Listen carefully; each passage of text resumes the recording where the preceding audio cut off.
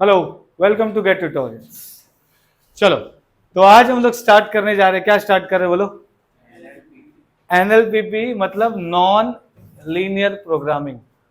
ठीक है, उसका सबसे पहला टॉपिक हम लोग करने जा रहे हैं और सबसे पहला टॉपिक है नॉन लीनियर प्रोग्रामिंग का। वो है हमें फाइंड करना है मैक्सिमा एंड मिनिमा। क्या फाइंड करना है? तो अगर मुझे मैक्सिमा और मिनिमा फाइंड करना है तो देयर आर सम स्टेप्स जो हमको फॉलो करने हैं और यही स्टेप्स हम लोग वो सम में अप्लाई करेंगे जो already is one of the PYQ जो हम लोग सॉल्व करने वाले हैं आज। ठीक है, ओके। तो यहां पर अगर देखेंगे, ठीक है, तो मेरे को मैक्सिमा और मिनिमा फाइंड करने के लिए मुझे देयर आर सम स्टेप्स। वो क्या क्या है? सबसे पहला, जो आपको ऑब्जेक्टिव फंक्शन दिया रहेगा वो वेरिएबल पे डिपेंड करता है कि कितने वेरिएबल दिए रहेंगे आप। करेक्ट है, ओके। तो कितने वेरिएबल दिए रहेंगे? सबसे पहला आपको z is equal to f of x1 x2 x3।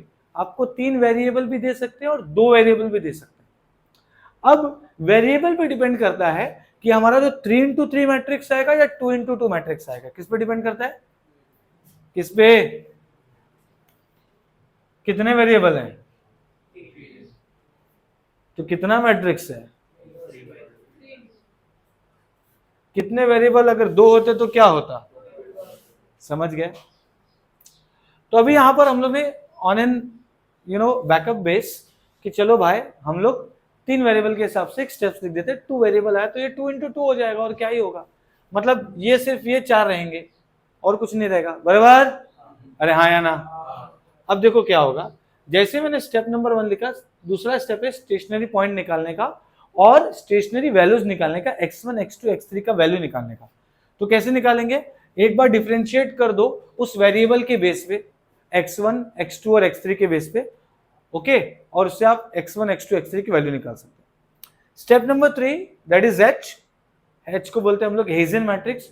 उसी से हम लोग डिसाइड करते हैं कि हमारा जो ये z फंक्शन दिया रहेगा वो मैक्सिमा है या मिनिमा है। उसी से कैसे डिसाइड करते हैं? उसका रीजन है। उसका रीजन ये है कि आप जब इसको सॉल्व करेंगे, मतलब आपको ये किया, इसका एक और बार डेरिवेटिव करेगा, डबल डेरिवेटिव, देखो इसका डबल डेरिवेटिव, इसका डबल डेरिवेटिव, ये फाइंड करेंगे, ये फाइंड करेंगे, सब फाइंड करने का, और ये फाइंड करने के बाद आपको हर एक की वैल्यू आएगी, वो आप एफ का हेजन मैट्रिक्स बन जाएगा। ये जो पहला होता है, ये पहला, इसे हम कहते हैं A1। क्या बोलते हैं? A1। और अगर ये पूरा लिया तो A2, दिख रहा है? और अगर पूरा 3 इंटू 3 लिया तो? समझ में आया? पक्का समझा?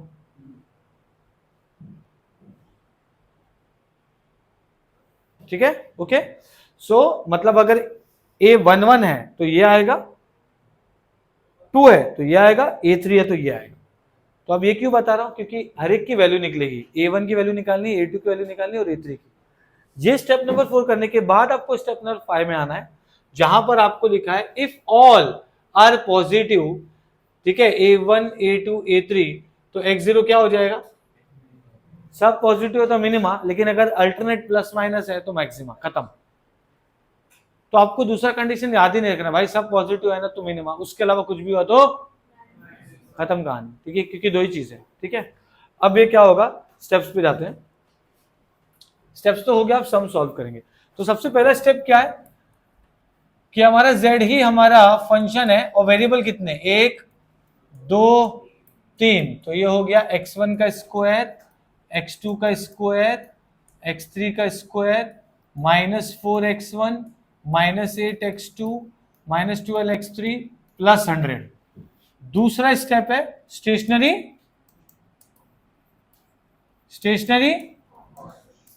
पॉइंट्स।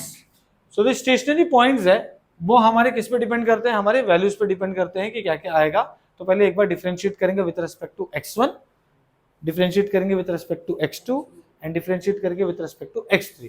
तो यहां पे लिख देते हैं, ये बोलता है कि del f bye del x1 0 होता है।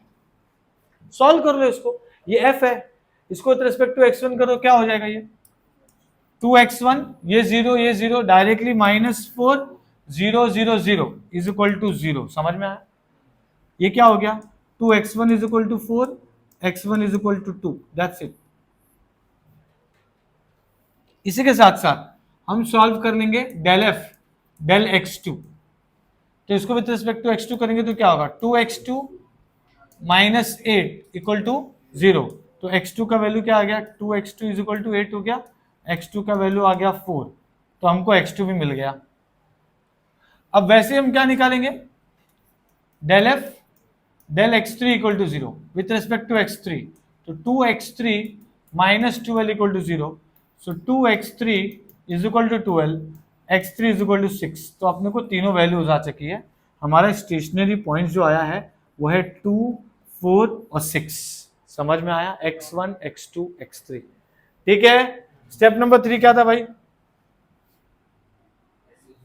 स्टेप नंबर 3 क्या है,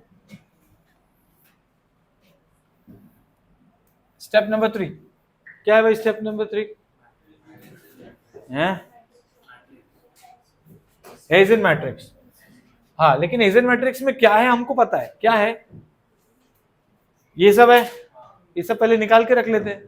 ठीक है, तो क्या होगा बताओ हमको, ये देखो हमको पता है कि डेल एफ डेल x1 क्या है भाई, 2x1 minus 4, del f del x2 क्या है, 2x1 minus 8, del f del x3 क्या है, 2x1 माइनस 12। बराबर है, यही है।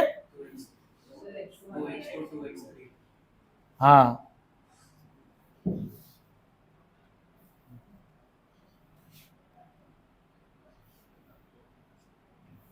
ठीक है, तो ये हो गया 2, ये हो गया 3।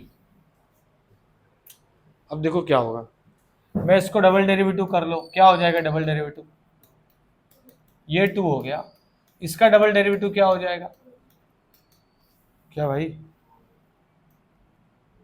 2 ही होगा ना, ये भी 2 होगा, बराबर है इतना। अब हमारा काम क्या है जरा समझो, अब ये तो निकल गया इसका पार्ट, चलो ये डायगोनल की वैल्यू निकल गई, 1 2 3, ये सब बाकी है, तो ये कर लेते हैं। कैसे करेंगे देखो, कैसे करेंगे,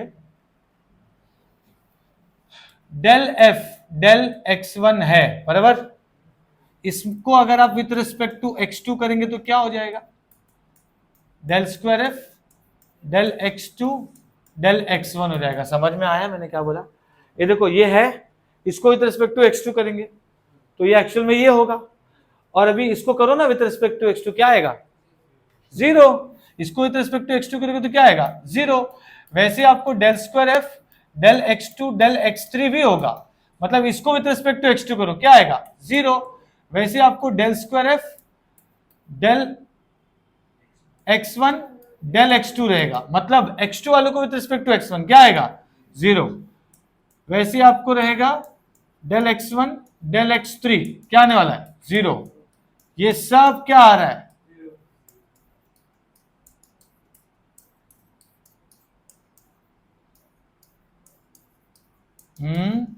जीरो आ गया। तो हमारा हेज़न मैट्रिक्स जो है ना वो है 2 2 2 0 0 0 0 0 0 गया, बराबर, अरे हाँ या ना। अब क्या करेंगे देखो,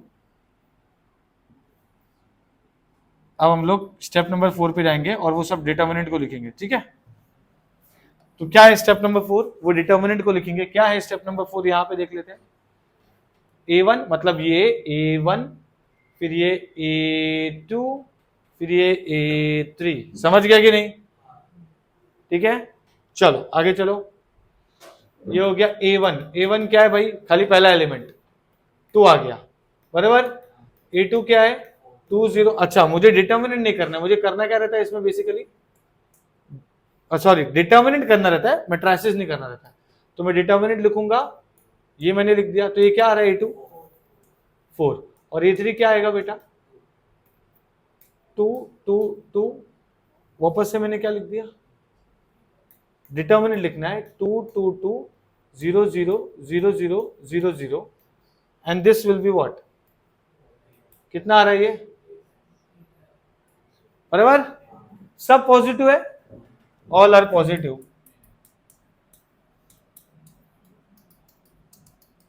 Therefore, x0 is मिनिमा।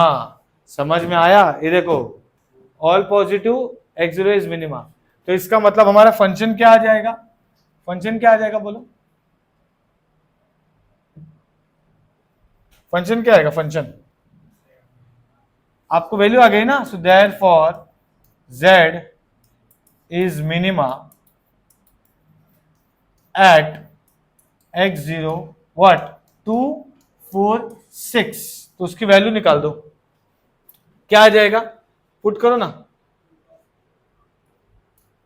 हाँ क्या आ रहा है, 2 का स्क्वायर, 4 का स्क्वायर, 6 का स्क्वायर, 4 2 जा 8, 8 4 जा 32, 72 प्लस 100 कितना आ गया,